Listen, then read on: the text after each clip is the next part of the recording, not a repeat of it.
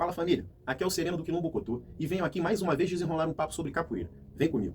Bora dar um salto longo e nos transportar de um passado distante em África para a diáspora brasileira, especificamente no Rio de Janeiro, onde foi o maior entreposto de africanos escravizados. Especificamente sobre a visão de Antônio Liberac Simões Pires em Culturas Circulares, a formação histórica da capoeira contemporânea no Rio de Janeiro, aborda recortes de um tempo em que a capoeira tinha uma outra roupagem, outro linguajar e outras funcionalidades comparando com os dias atuais. Trata-se de algumas documentações do século XVIII e XIX. Veja, muitos documentos reveladores da prática dos capoeiras no século XIX até 1890 já foram analisados em profundidade em abordagens qualitativas e quantitativas. Por isso, tentei mostrar um outro documento encontrado em minhas pesquisas que se diferenciam dos outros trabalhos. Desde o final do século XVIII, os agentes policiais já procuravam reprimir a prática da capoeira, utilizando-a em seu próprio proveito. No tempo dos vice-reis, não havia corpo de polícia. Eram os diferentes regimentos que davam contingentes para as rondas noturnas e existiam os quadrilheiros que, envoltos em capotes e espadas debaixo do braço, comandado por um cabo de ordenança, percorriam à noite as ruas. Os quadrilheiros eram escolhidos por um grupo de moradores, e de cada área saía um que deveria servir durante 3 anos, e cada quadrilheiro tinha 20 homens em sua quadrilha. Foi nessa época, com guardas de capuz e tochas para iluminar as ruas da cidade, que apareceram os primeiros registros que fazem menção às práticas dos capoeiras. Antônio Liberac Simões Pires. A maior parte das informações sobre a história da capoeira no Rio de Janeiro são de registros policiais. Veja.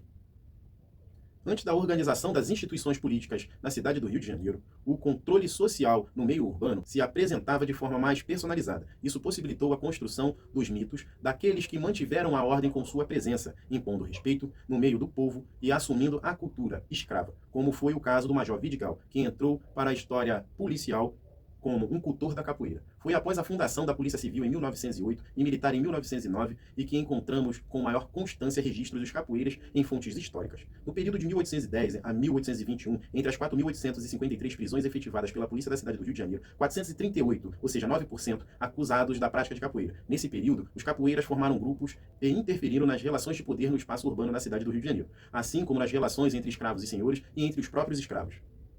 Uma informação inicial que podemos levantar sobre os contextos que permeiam a capoeira ao longo dos tempos seria alguns conceitos da capoeira dentro do cenário histórico do Rio de Janeiro.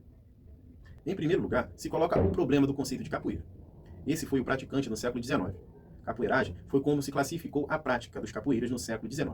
Capoeiristas foram os praticantes classificados a partir de 1930 aproximadamente, e capoeira, que antes de 1930 foi o termo classificatório do praticante, passou a ser termo classificatório da prática. Nesse caso, ocorreu o abandono do termo capoeiragem por representar uma ligação com os capoeiras quando alvos da repressão policial.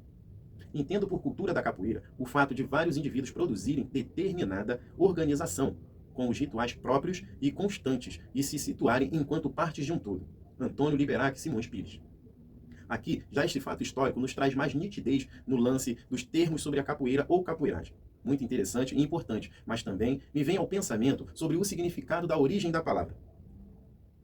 Em outro momento, já até falei um pouco sobre esse assunto. Veja, a prova mais antiga do uso do termo capoeira, encontrada na obra manuscrita do padre Fernão Cardim, de 1548-1625, do Clima da Terra do Brasil, produzida em 1583. Como tudo que é do preto, branco vai se apropria, com a capoeira não foi e não é diferente. Perceba que o nome dado é para identificar a coisa, para identificar a manifestação.